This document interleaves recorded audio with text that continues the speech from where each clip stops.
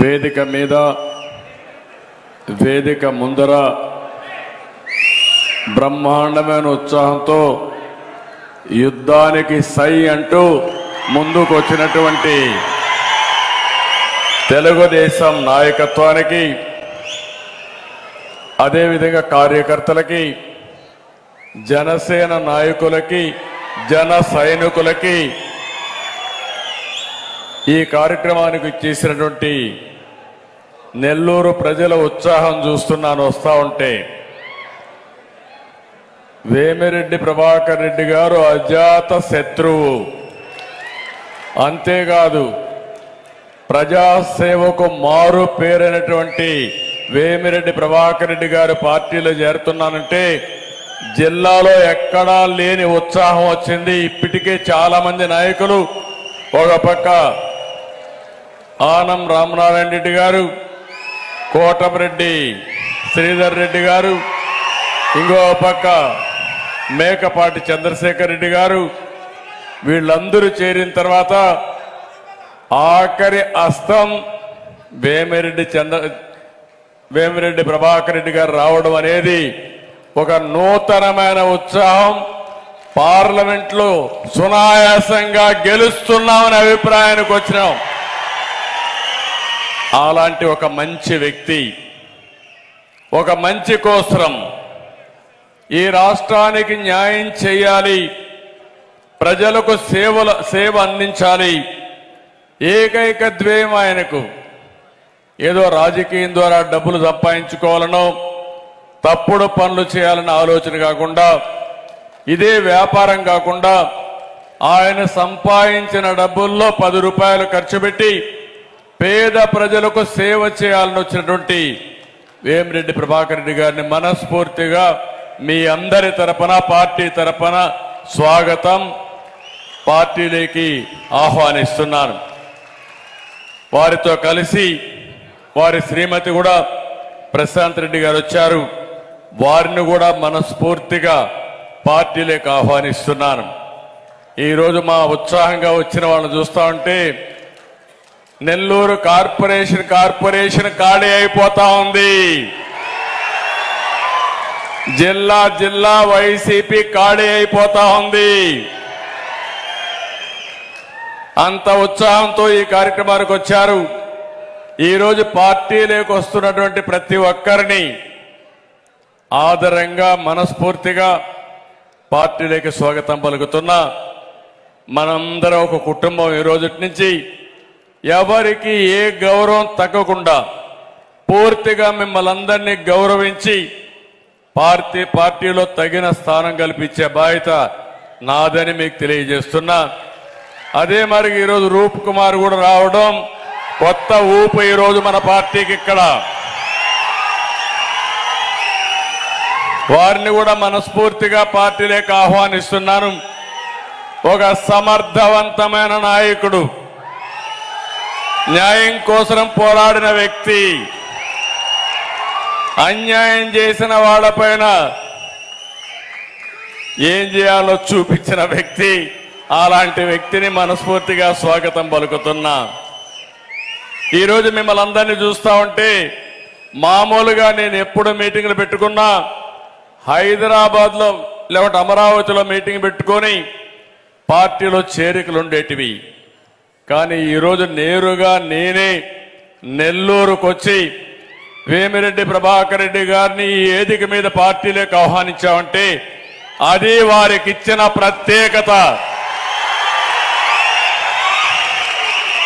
ఎందుకు ఈ మాట మాట్లాడుతున్నానంటే ఆయన ఏదో పార్లమెంట్లో పోటీ చేయాలని కాదు. అలాంటి వ్యక్తులు రాజకీయానికి అవసరం, రాజకీయాలకి గౌరవం తెచ్చే వ్యక్తులు. అలాంటి వ్యక్తుల్ని పార్టీలోకి స్వాగతం పలకడం నా బాధ్యతగా ఆలోచించి ఈరోజు వారికి స్వాగతం పలుకుతున్నానని చెప్పి కూడా నేను మీకు తెలియజేస్తున్నా. ఈరోజు ఇంకొక పక్క ఈ జిల్లాలో చూస్తే అమరజీవి పొట్టి శ్రీరాములు గారు పుట్టిన గడ్డ ఈ నెల్లూరు జిల్లా. బెజవాడ గోపాలరెడ్డి లాంటి నేతలు పుట్టిన జిల్లా. సారా ఉద్యమం ఇక్కడి నుంచే ప్రారంభమైంది. దూబగుంట రోసమ్మ గారు పుట్టిన జిల్లా. అలాంటి జిల్లాలో ఆ రోజు సమైక్య ఆంధ్రప్రదేశ్ని గజగజలాడిస్తే ఇప్పుడు మొత్తం వచ్చిన నేతను చూస్తా ఉంటే ఈ జగన్మోహన్ రెడ్డిని మ్యానుఫ్యాక్చరింగ్, హోల్సేల్ డీలర్షిప్, అమ్మకాలు, అన్ని మార్కెటింగ్ అన్ని ఆయనే చేసే పరిస్థితికి వచ్చాడంటే ఎక్కడికి పోతున్నా నాకైతే అర్థం కావడం లేదు. రాష్ట్ర రాజకీయాల్లో సింహపురి రాజకీయాలు ఎప్పుడూ ప్రత్యేకమే. ఇక్కడ నేతలు ఎంతో ఆత్మ గౌరవంతో బతుకుతారు, ఆత్మాభిమానంతో ముందుకు పోతారు. అందుకే మీరు అలాంటి నేతలు ఈరోజు చూస్తే రాష్ట్రంలో నాకే అర్థం కావడం లేదు. నాలాంటి 40 సంవత్సరాలు రాజకీయాలు చేసి సమైక్య ఆంధ్రప్రదేశ్లోని 9 సంవత్సరాలు ఎవ్వరికీ దక్కని గౌరవం నాకు దక్కింది. 15 సంవత్సరాలు ప్రతిపక్ష నాయకుడిగా ఉన్నా, 28 సంవత్సరాలు పార్టీ అధ్యక్షుడిగా ఉన్నా, అలాంటి నాలాంటి వాళ్ళ పట్లే ఈ ముఖ్యమంత్రి ఎట్లా ప్రవర్తించాడో మీరు ఒక్కసారి గుర్తుపెట్టుకుంటే ఇంకా పార్టీలో గాని రాష్ట్రంలో గాని ఈ ముఖ్యమంత్రి ఒకటే ఆలోచిస్తున్నాడు, మనం అందరం బానిసలం, ఆయన ఒక్కడే రాజు, రారాజు. ఎవరైనా ఒక సైకో ఎవరైనా ఆయన్ని వ్యతిరేకిస్తే, నువ్వు చేసింది తప్పని చెప్పితే ఇంక వాళ్ళ పని అయిపోయింది. అదే అయ్యింది పాపం ఆనం రామనారాయణ రెడ్డి గారు. మనం చేసే విధానం తప్పు, కరెక్ట్ కాదని ఒక మాట అన్నాడు. అప్పటి నుంచి ఆ నియోజకవర్గంలో ఆయనకి ఏ పనులు చేయలేదు, మీటింగ్లు కూడా పిలవలేదు. ఈరోజు మన కోటమిరెడ్డి శ్రీధర్ రెడ్డి గారు, సార్ మీరు చేసేది కరెక్ట్ కాదు, పనులు కరెక్ట్ కాదని ఒక మాట అంటే వేధించి వేధించి వెంటాడితే నువ్వేం చేస్తావో చెయ్యి, దానికంటే బలంగా తయారవుతానని కోటమిరెడ్డి శ్రీధర్ రెడ్డి సవాలుగా ముందుకు పోయాడు. అదే మాదిరిగా చంద్రశేఖర్ రెడ్డి గారు, మేకపాటి, ఈ కుటుంబాలను మీరు చూస్తే రాజకీయాల్లోనే ఒక గౌరవం కోసం వచ్చిన వ్యక్తులు. చంద్రశేఖర్ రెడ్డి గారిని మీరు చూసినప్పుడు 4 సార్లు ఎమ్మెల్యే అయ్యాడు. వీళ్ళకందరికంటూ ప్రభుత్వాలు ఏమైనా పార్టీలు ఏమైనా ఒక ప్రత్యేకత ఉంటుంది.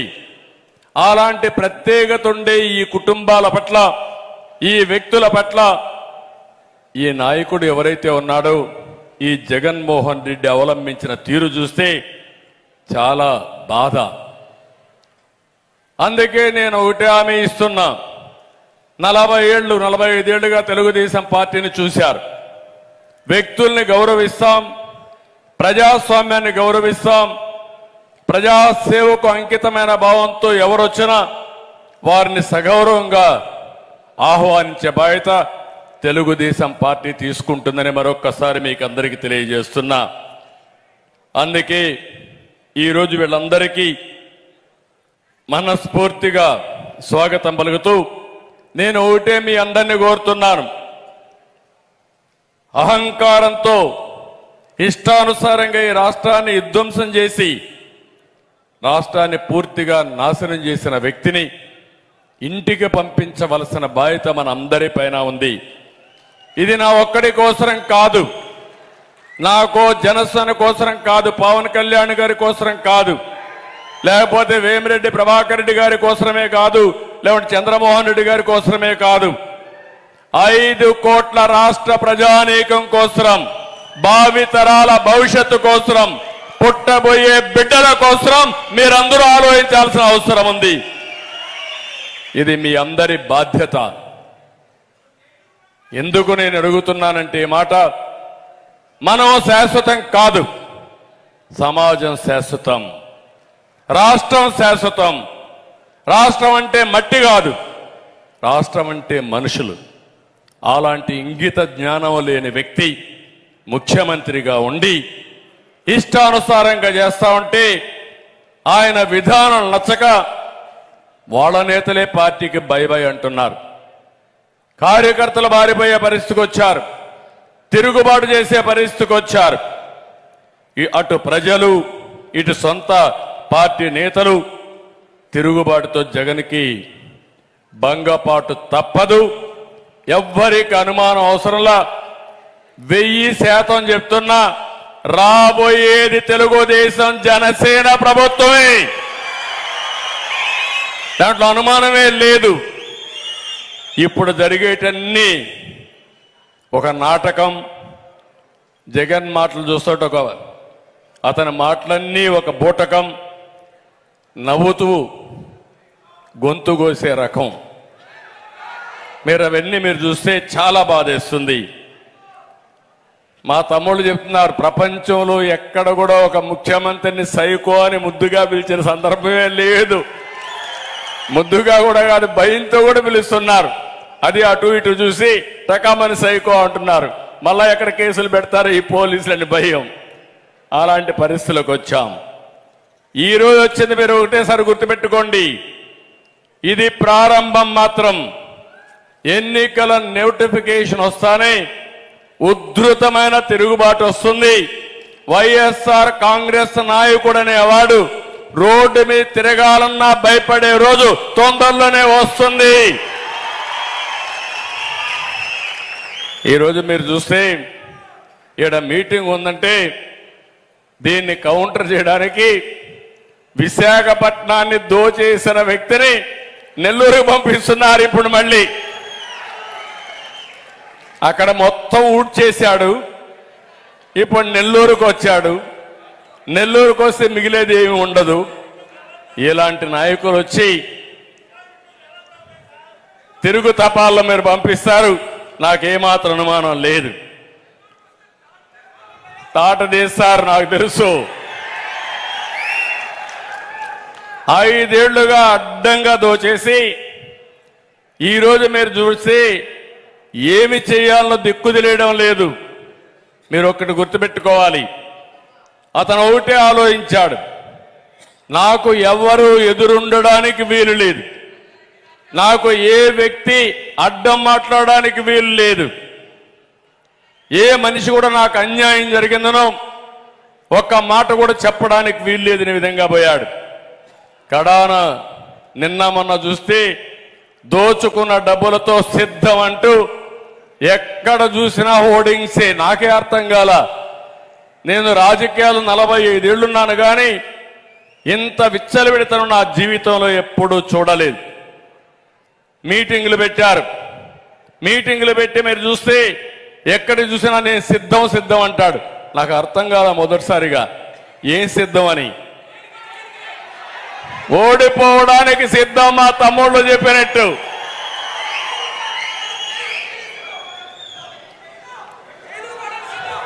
ఈరోజు మీరు చూశారు, 175 గెలుస్తామంటున్నాడు. 85 మంది ఎమ్మెల్యేలు మార్చాడు. ఇప్పుడు ఆ లిస్ట్ అర్థం కాకుండా కిందన పైన ఎక్సర్సైజ్ చేస్తున్నాడు. గందరగోళంలో పడిపోయాడు. ఎవడెక్కడ పోటీ చేస్తారో ఎవరెక్కడ పారిపోతారో ఆయనకే తెలియదు. ఇప్పుడు ఇక్కడ పెట్టాడు ప్రభాకర్ రెడ్డి గారి పైన ఎవరైతే ఉన్నాడో విజయసాయి రెడ్డి, పాపం A1 విశాఖపట్నం అంతా దోచేసిన వ్యక్తి ఉంటాడా లేదో తెలియదు. రేపెవరో తెలియదు, ఎల్లుండెవరో తెలియదు. అందుకే మీరు చూస్తే ఎక్కడికక్కడ ఇక్కడే ఒక నాయకుడు ఉన్నాడు. మొన్నటి వరకు ఎగిరిగిరి పడ్డాడు ఇక్కడ నెల్లూరు నడివీధుల్లో.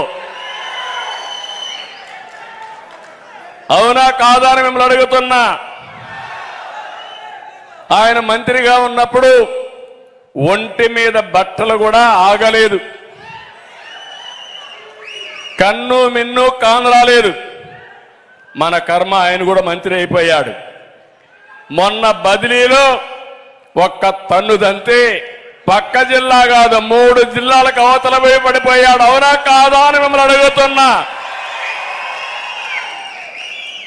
ఒకప్పుడు అనేవాడు బుల్లెట్ దిగిందా లేదా నాడు డైలాగులు.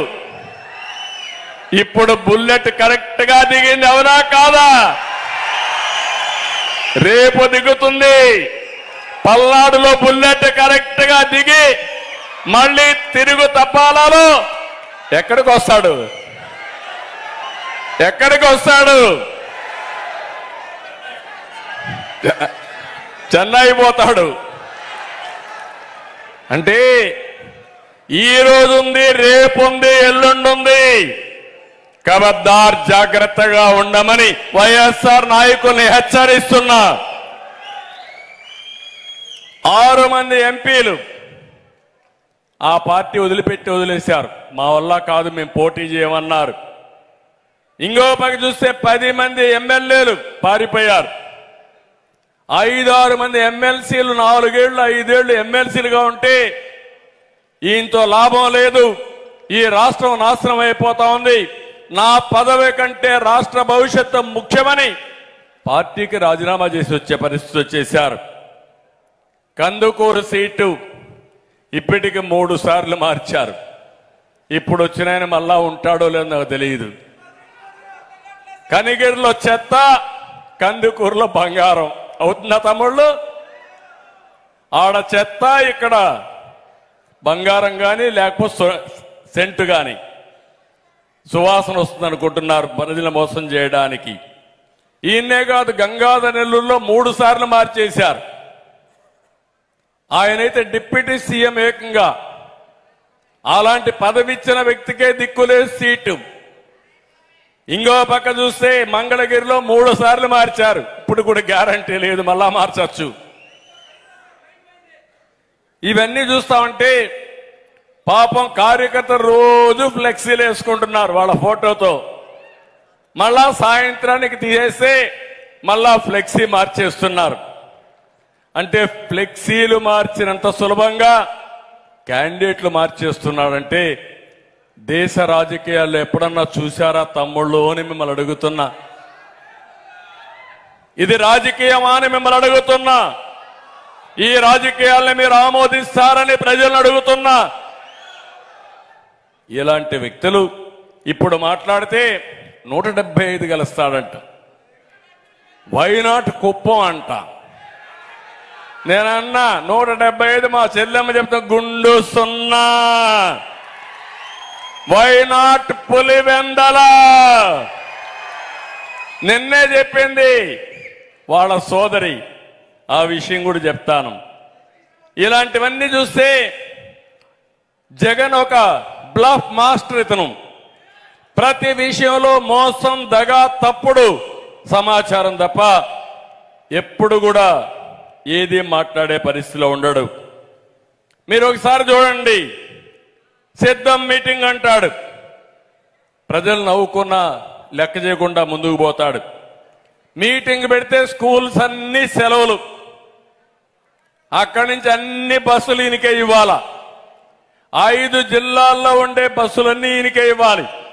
మనం మీటింగ్ పెడితే మనం డబ్బులు కట్టినా బస్సులు ఇవ్వరు. కానీ ఈయన మీటింగ్ పెడితే మాత్రం డబ్బులు కట్టకపోయినా 5-6 జిల్లాల నుంచి బస్సులన్నీ సేకరించి ఊడిగం చేస్తున్నారు ఆర్టీసీ. ఖబర్దార్ జాగ్రత్తగా ఉండండి.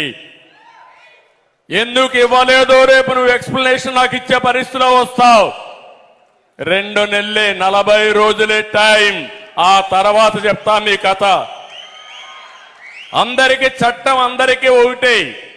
కొంతమందికి చుట్టంగా మారితే ఆ చుట్టంగా మార్చిన వాళ్ళని చట్ట వ్యతిరేక శక్తులుగా మా తమ్ముళ్ళు చెప్తున్నారు సంఖ్యలు వేయాలని.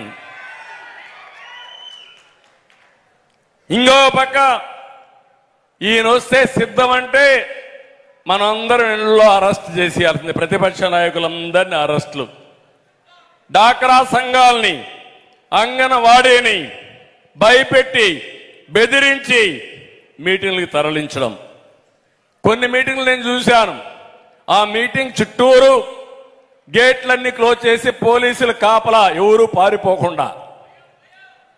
కొన్ని ఇక్కడ కందకాలు దువ్వేసి దూకి పారిపోతారని దూకనేయకుండా కందకాలు దువ్వేసి కూర్చుంటున్నారు. ఇంకో పక్క ఈయన వస్తే హెలికాప్టర్ పైన తిరిగితే కిందనంతా కూడా రోడ్లన్నీ బ్లాక్ అయిపోతాయి. పైన తిరిగితే కింద ఎందుకు వస్తాయో నాకైతే అర్థం కావడంలా. ఆయన పైన తిరుగుతాడు, కిందన చెట్లన్నీ నరికేస్తారు. ఏమంటారు తమ్ముళ్ళు ఇలాంటి వాళ్ళని? 14 ఏళ్ళు నేను సీఎంగా ఉన్నా, ఎప్పుడు నేను చేయలేదే ఈ పనులు, ఎప్పుడన్నా చేశానా అని మిమ్మల్ని అడుగుతున్నా. ఎన్ని వందల సార్లు నెల్లూరుకు వచ్చాను, నేను వచ్చానా లేదా? ఎప్పుడన్నా జరిగిందా ఇది? ఎక్కడికి పోతున్నాడో మనకే అర్థం కావడంలా. మొన్నే మీరు చూస్తే ఊరికొక సైకోను తయారు చేశారు. వాళ్ళకు గంజాయి ఇవ్వడం మొదలు పెట్టారు. ఇంకా గంజాయి ఇస్తే ఎట్లుంటాడో ఆ సైకో మీకే అర్థమవుతుంది. మొన్ననే పాపం మంత్రి సోమిరెడ్డి చంద్రమోహన్ రెడ్డి పైన మనుబోలు మండలంలో ఏకంగా గడ్డపారతో దాడి చేశారు ఆయన పైన. అంటే నాకు అనిపిస్తుంది వీళ్ళు ఏమనుకుంటున్నారు? మీ విచ్చలవిడితనం, మీ విధ్వంసం, మీ యొక్క అహంభావం. నేను ఒకటే చెప్తున్నా, తెలుగుదేశం పార్టీకి ప్రజాస్వామ్యం పైన నమ్మకం ఉంది. కానీ రౌడీలు గూండాలు, అది కూడా రాజకీయ రౌడీలు గూండాల్ని ఒక్క నిమిషంలో అణిచేసే శక్తి తెలుగుదేశం పార్టీకి ఉంది. అది మీరు గుర్తుపెట్టుకోవాల్సిన అవసరం ఉంది. ఒకటి అడుగుతున్నా, ఇప్పటికైనా చెప్పమని. ఓ కిల్డ్ బాబాయ్, ఓ కిల్డ్ బాబాయ్, ఓ కిల్డ్ బాబాయ్. నేను అడగలా, మొన్న నేను అడిగా. నిన్న ఆయన కూతురు అడిగింది, అవునా కాదా? నీ సోదరి ఒక మాట అడిగింది, పాలకులకు పరిపాలించే అర్హత లేదండి. సిద్ధం అన్నావు, సమాధానం చెప్పు. హంతకులు మన మధ్య ఉంటారు, గుర్తించలేకపోయాం. సిద్ధం, సమాధానం. సాధారణంగా ఏ హత్య కేసైనా 4-5 రోజుల్లో తేలిపోతుంది. మరి వివేక హత్య ఎందుకు 5 ఏళ్లు తేలలేదని అడిగింది. సిద్ధం, సమాధానం.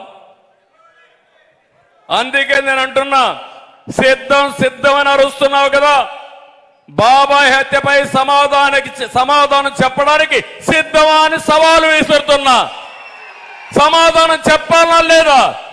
చెప్పాలి అని ఆవిడ గట్టిగా చెప్పట్లు కూడా చెప్పండి, చెప్పాలి.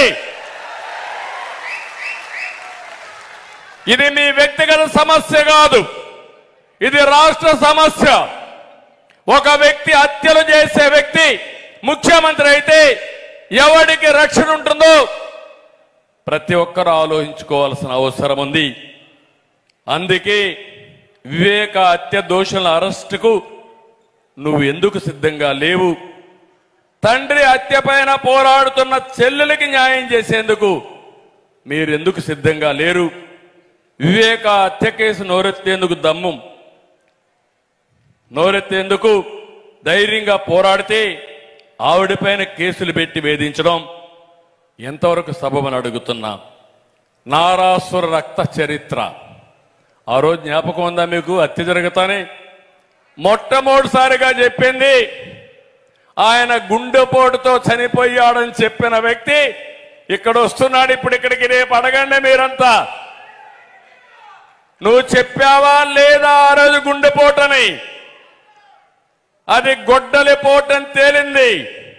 గుండెపోటని ఎట్ట చెప్పావు అంటే ముందుగానే ఆ కుట్రలో ఈయన కూడా భాగస్వామ్యమని ఈజీగా అర్థమయ్యే పరిస్థితికి వచ్చింది. ఇంకో పక్క మీరు ఒకటి అడుగుతున్నాను, ఇంకొక చెల్లెలు షర్మిల పరిస్థితి ఏం తమ్ముళ్ళు? ఆవిడ చూశారు, పాపం ఆవిడకి ఆస్తిలో వాటా ఇవ్వాల, ప్యాలెస్ రాజకీయాలు జరిగాయి. ఇంకో పక్క ఆవిడ కూడా ఇప్పుడు ఒక పార్టీలో చేరింది, ఒక పార్టీ అధ్యక్షురాలు. నేనేం మాట్లాడను. వాళ్ళ అన్నపై నుండే కోపంతో ఆవిడ మనల్ని కూడా విమర్శిస్తా ఉంది. నాకేం బాధ లేదు, మీరు విమర్శిస్తే నేను సమాధానం చెప్పుకునే సమర్థత మాకుంది, తెలుగుదేశం పార్టీకి ఉంది. ఆ విషయం ఆవిడ కూడా గుర్తుపెట్టుకోవాలి.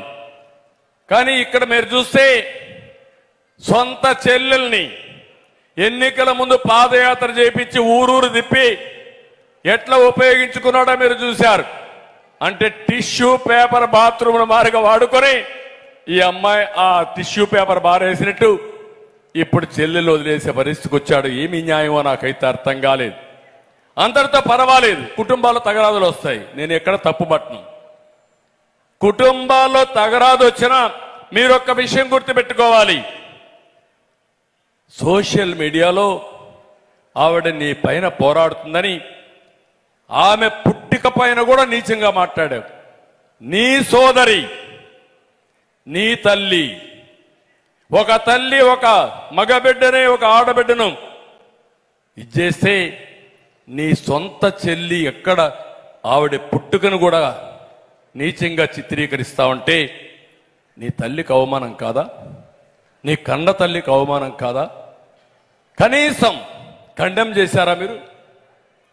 సరే, నన్ను తిట్టాడు, పవన్ కళ్యాణ్ తిట్టాడు, మన ఆడవాళ్ళు తిట్టారు. కడాన పవన్ కళ్యాణ్ అన్నాడు, ఒకటే మాట అన్నాడు భరించలేక మొన్న మీటింగ్లో, అవునయ్యా నాకు 3 పెళ్ళాలు ఉన్నారు, నువ్వు నాడుగో పెళ్ళాగా రమ్మన్నాడు. దాంతో వీళ్ళు పీక్కుంటున్నారు, ఏం చేయాలో అర్థం కాకుండా. కనీస సాంప్రదాయాలు రాజకీయాల్లో విలువలు లేవా అని అడుగుతున్నా. అంటే ఇంత దగాకోరు రాజకీయాలు, నీచమైన రాజకీయాలు, ఇవన్నీ చూస్తే చాలా బాధేస్తుంది. అందుకనే మీరందరూ కూడా గుర్తుపెట్టుకోవాల్సింది, ఒక నేరస్తులు,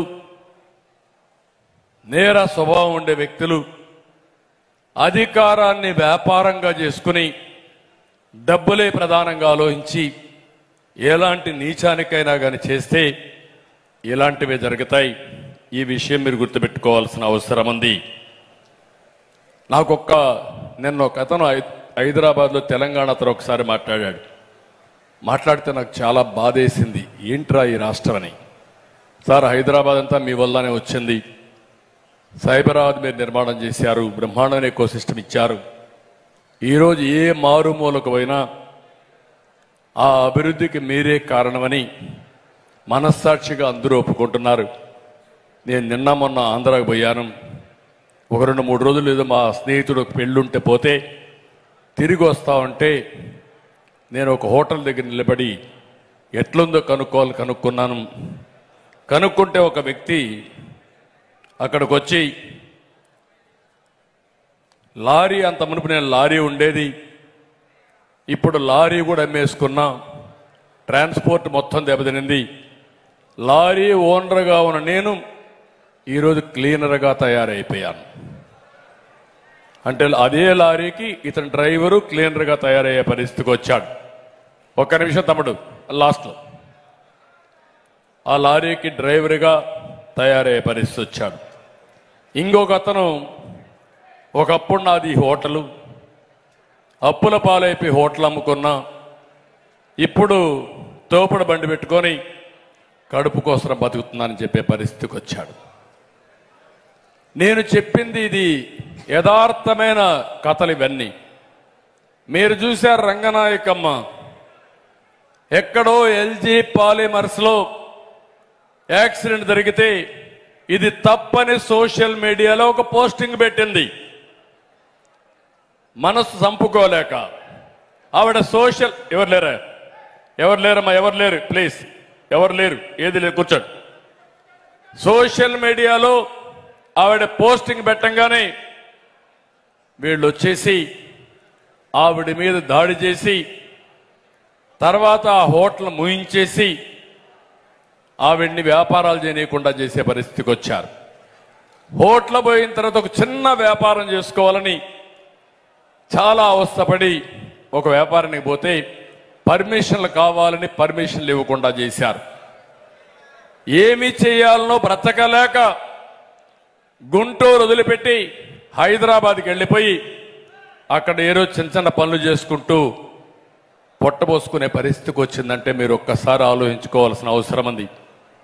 ఇలాంటి వాళ్ళు చాలా మంది, ఒకరిద్దరు కాదు, చాలా మందిని మనం చూస్తే ఈరోజు చాలా దారుణంగా చనిపోయే పరిస్థితికి వచ్చారు. చాలా మందిని వీళ్లే చంపేశారు. నేను ఈరోజు పల్నాడుకి వెళ్తున్నాను. ఒక్క పలనాడులో 30 మంది కార్యకర్తల్ని పొట్టన పెట్టుకున్నారు. నిన్నో మొన్నో నీళ్లు అడిగితే నువ్వు నీళ్లు అడిగే సాహసం చేస్తావని ఒక మహిళని ట్రాక్టర్ పెట్టి తొక్కిచ్చేశారు. అంటే ఇది పరాకాష్ట. మీరు చూశారు, మంచి డాక్టర్ సుధాకర్ ఏమడిగాడు? ఒక మాస్క్ అడిగాడు. కరోనా సమయంలో మాస్క్ నన్ను అడుగుతావని సస్పెండ్ చేసి పిచ్చివాణ్ణి చేసి ఎక్కడికక్కడ వేధించి కడాన హార్ట్ అటాక్తో చచ్చిపోయే పరిస్థితికి వచ్చాడు. సుబ్రహ్మణ్యం అనే ఒక డ్రైవర్ని చంపి కారులో డోర్ డెలివరీ పంపించారు. అబ్దుల్ సలాం అనే వ్యక్తి నంద్యాలలో బతకలేక ఏం చేయాలో దిక్కు తెలియకుండా భార్య 2 పిల్లలతో ట్రాక్ పైన పోయి బలవంతపు ఆత్మహత్యలు చేసుకునే పరిస్థితికి వచ్చారు. ఈ విధంగా చాలా మందిని చంపేశారు. చాలా మంది ఆత్మహత్యలు చేసుకున్నారు బతకలేమని. నేను ఒకటే ఇక్కడే నాయకులకి కార్యకర్తలు చెప్తున్నా, ఇలాంటి వ్యక్తులు గాని మళ్ళీ ఏదైనా జరిగితే ఇప్పటికే రాష్ట్రం 30 ఏళ్లు పోయింది, ఎవరికి రక్షణ ఉండదు. ఆ విషయం మీరు గుర్తుపెట్టుకోవాల్సిందిగా మిమ్మల్ని అందరినీ కోరుతున్నా. ఈరోజు కులాలని రెచ్చగొడుతున్నాడు. నిన్న చూశారు, జనసేన తెలుగుదేశం పార్టీ పొత్తు పెట్టుకుంటే ఈ 2 పార్టీలకు లేని బాధ వైఎస్ఆర్ కాంగ్రెస్ పార్టీకి వచ్చే పరిస్థితికి వచ్చింది. 2 రాజకీయ పార్టీలు ఒక అవగాహనకు వచ్చాం, ఒక సయోధ్యకు వచ్చాం, ఒక అవసరాన్ని గుర్తించాం. రాష్ట్ర ప్రయోజనాల కోసం 2 పార్టీలు కలిసి పోటీ చేయాలనేది మేము ఆలోచించి మేము నిర్ణయం చేస్తే మీకు బాధ దేనికని నేను అడుగుతున్నా. ఆ విషయమే పవన్ కళ్యాణ్ గారు కూడా మనం చెప్పారు. నేను కూడా చాలా స్పష్టంగా చెప్తున్నా, నా జీవితంలో ఎవరికైనా రాజకీయంగా మీరు నన్ను చూశారు, 40 ఏళ్ళు చూశారు.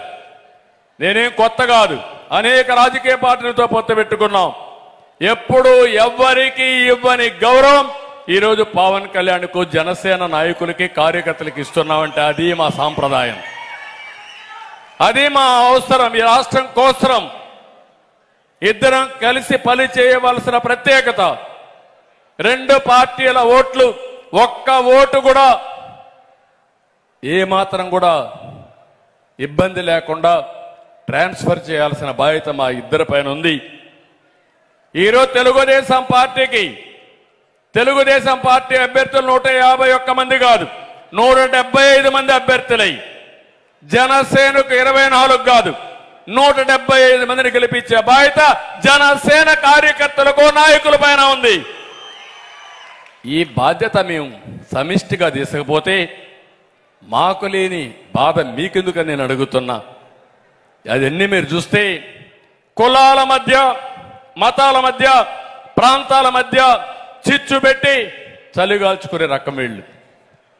ఇంకో పక్క మీరు ఒకసారి చూస్తే ఎక్కడికక్కడ రెచ్చగొట్టి తద్వారా రాజకీయ లబ్ధి పొందాలనుకుంటున్నారు తప్ప ఇంకోటి కాదు. ఈ విషయం కూడా మనం గుర్తుపెట్టుకోవాల్సిన అవసరం ఉంది. నేను ఒక్క విషయం కుండోళ్ళని అడుగుతున్నా, ఒక్క ఛాన్స్ అన్నాడు, బుగ్గల్ని మిరాడు, ముద్దులు పెట్టాడు, వస్తానే పిడిగుద్దులు అందరినీ గుద్దులే గుద్దులు. ఇప్పుడు 5 ఏళ్ళు అలిసిపోయారు మీరంతా, ఏం చేయాలో అర్థం కాని పరిస్థితికి వచ్చారు. ఏ ఒక్క వర్గమైన ఆనందంగా ఉన్నారా అని నేను అడుగుతున్నా. రైతులు ఆనందంగా ఉన్నారని అడుగుతున్నా, విద్యార్థులు ఆనందంగా ఉన్నారని అడుగుతున్నా, కడాన ఏవైతే కన్స్ట్రక్షన్ లేబర్ ఆనందంగా ఉన్నారని అడుగుతున్నా, మా మహిళలు ఆనందంగా ఉన్నారని అడుగుతున్నా. మిమ్మల్ని నిత్యావసర వస్తువుల ధరలు ఆకాశాన్ని అంటాయా లేదా?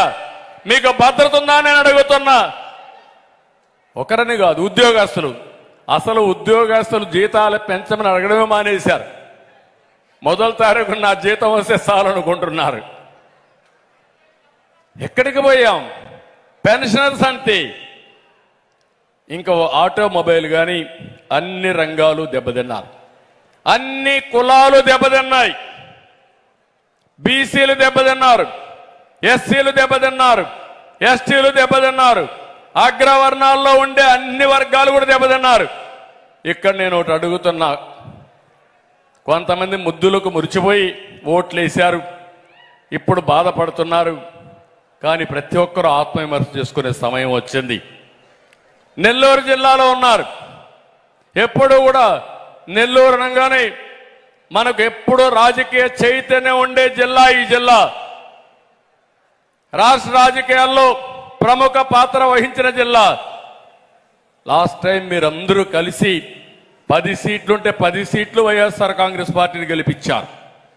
రెడ్లు కూడా ఎక్కువ ఉండే జిల్లా ఈ జిల్లా. అవునా కాదా? నువ్వు రెడ్లకు న్యాయం చేసి గౌరవంగా చూస్తే నలుగురు ప్రముఖులందరూ కూడా తెలుగుదేశం పార్టీకి వచ్చారంటే ఇప్పుడు నీకు అర్థమైందా లేదా నేను అడుగుతున్నా. ఒకే విషయం నేను అడుగుతున్నా. ఎవరి జీవితాలను మార్చలేదు, అందరి జీవితాలను నాశనం చేసే పరిస్థితికి వచ్చాడు. ఈరోజు మీరు నెల్లూరు నుంచి నాకు బాగా నమ్మకం. పరిశ్రమలు ఎక్కువ. ఒక్క ఆంధ్రప్రదేశ్లో పరిశ్రమలు పెట్టడం కాదు, చెన్నైకి పోతే భోజనం చేయాలంటే నెల్లూరు వాళ్ళే అక్కడ హోటల్స్ కట్టారు, ఇక్కడ వాళ్ళే హైదరాబాద్లో హోటల్ కట్టారు. వ్యాపారాలు నేను ఫస్ట్ టైం జీవీకేకి ప్రాజెక్ట్ ఇస్తే జేగురుపాడు ప్రైవేట్ సెక్టర్లో పవర్ ప్రాజెక్ట్ వచ్చింది. మొట్టమొదటిసారి జేగురుపాడు ఈస్ట్ గోదావరిలో వచ్చిందంటే అది పెట్టిన వ్యక్తి, ఈ జిల్లాలో పుట్టిన వ్యక్తి జీవీకే. ఇలాంటివన్నీ కూడా చేశారు. నేను అడుగుతున్నా, ఈరోజు అలాంటి మీకు ఈ జిల్లాలో న్యాయం జరిగిందా అని నేను అడుగుతున్నా. అందుకే ఈరోజు గనులు దోచేశారు. సిలికా మైన్స్ మొత్తం ఎక్కువ మంది అక్కడ అగ్రవర్ణాలు కానీ బీసీలు ఉంటే అందులో మెజారిటీ నష్టపోయారు. అది ఓనర్స్ అంతా కూడా రెడ్లే ఉండే పరిస్థితికి వచ్చింది. ఆ పీరియడ్లో ఎప్పుడు ఏ ఒక్క వ్యక్తికి నష్టం జరగల. ఇంకో పక్క శాండ్ ఒకటి కాదు, అన్నిట్లో దెబ్బలు తిన్నారు. కానీ నలుగురు బాగుపడ్డారు. ఆ నలుగురిని మీరు చూస్తే పెద్దిరెడ్డి, సుబ్బారెడ్డి, సజ్జల్ రెడ్డి, విజయసాయి రెడ్డి అండ్ భాస్కర్ రెడ్డి. ఈ నలుగురిలో చూస్తే కొంతమంది దళారీలు, కొంతమంది స్మగ్లర్స్. బాగా గౌరవంగా ఉండే వేమిరెడ్డి బాగుపడలేదు, గౌరవంగా ఉండే రామనారాయణ బాగుపడలేదు.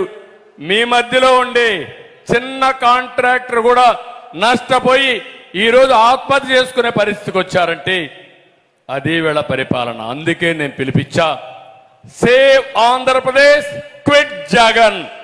ఈ స్లోగన్ ఇంటింటికి తీసుకుపోవాలి. ఒక్క సీటు కూడా గెలిపించకుండా ఈ రాష్ట్రంలో రాజకీయానికి అనర్హమైనటువంటి అర్హత లేని వ్యక్తి ఈ జగన్మోహన్ రెడ్డి. ఈయన్ని ఓడించడానికి మీరు సిద్ధంగా ఉండాలని మిమ్మల్ని అందరినీ కోరుకుంటున్నా.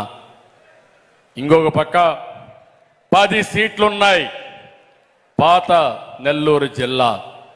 నేను ఒకటే మిమ్మల్ని కోరుతున్నా, ఈ 10కి 10 సీట్లు గెలిపించి చరిత్ర సృష్టించడానికి తెలుగుదేశం పార్టీ కుటుంబ సభ్యులు కంకణం కట్టుకొని పనిచేయాలి.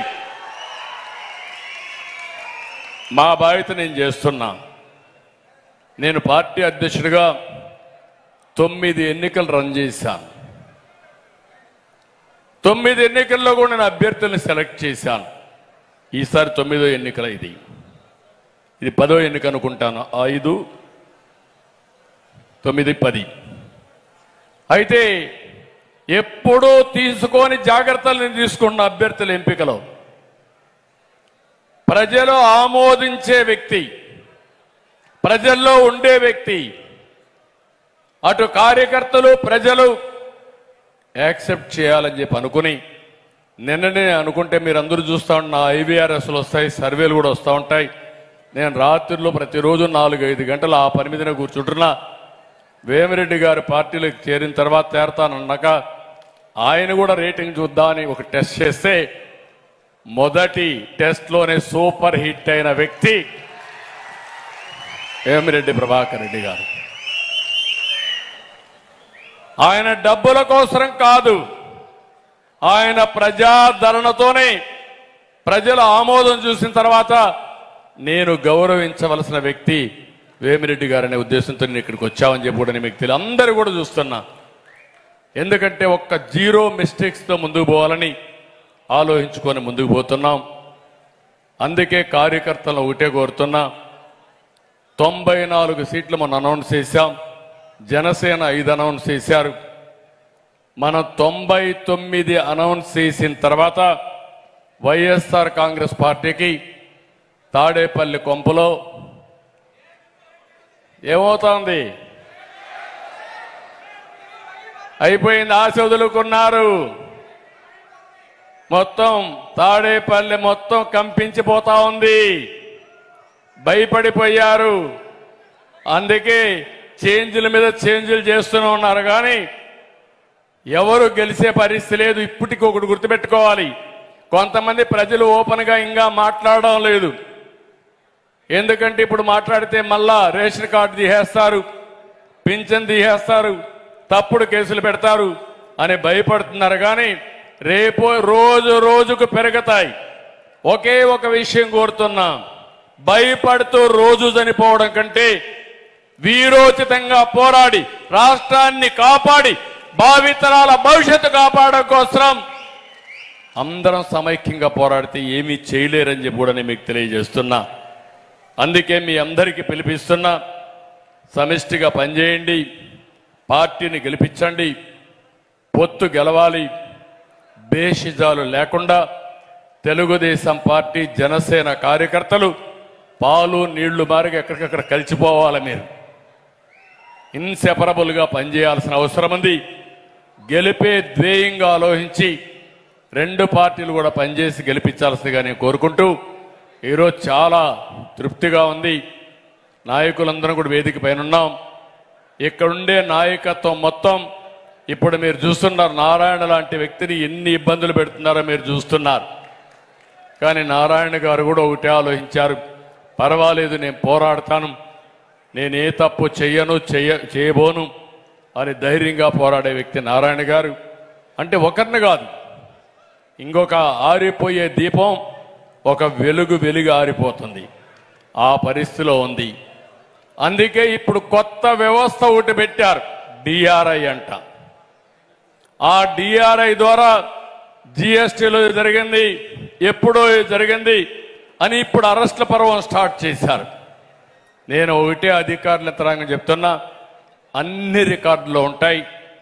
మీరు తప్పుడు రికార్డులు సృష్టించి తప్పుడు పనులు చేస్తే జగన్మోహన్ రెడ్డితో సహా మీరు కూడా జైలుకు పోతారు. జాగ్రత్తగా ఉండమని కూడా హెచ్చరిస్తున్నా. నాకు అన్నీ తెలుసు, అందరి వాచ్ చేస్తున్నాం. మీ భయాలకు ఎవరు భయపడం. ధర్మం కోసం, న్యాయం కోసం చివరి వరకు పోరాడతాం. ధర్మమే గెలుస్తుంది. జరిగేది కురుక్షేత్ర యుద్ధం. ఆ యుద్ధంలో కౌరవులను చిత్తుగా ఓడించి ధర్మాన్ని రక్షించడానికి అందరూ ముందుకు రావాల్సిందిగా మరొక్కసారి కోరుకుంటూ, మరొక్కసారి ప్రభాకర్ రెడ్డి గారిని, అదే మరి ప్రశాంత్ గారిని, రూప్ కుమార్ గారిని, వారితో వచ్చిన వందలాది కార్యకర్తల్ని, నాయకుల్ని అందరినీ పేరు పేరున పార్టీలోకి స్వాగతం పలుకుతూ అందరికీ మనస్ఫూర్తిగా ధన్యవాదాలు తెలియజేసుకుంటూ సెలవు తీసుకుంటున్నా. జై హింద్.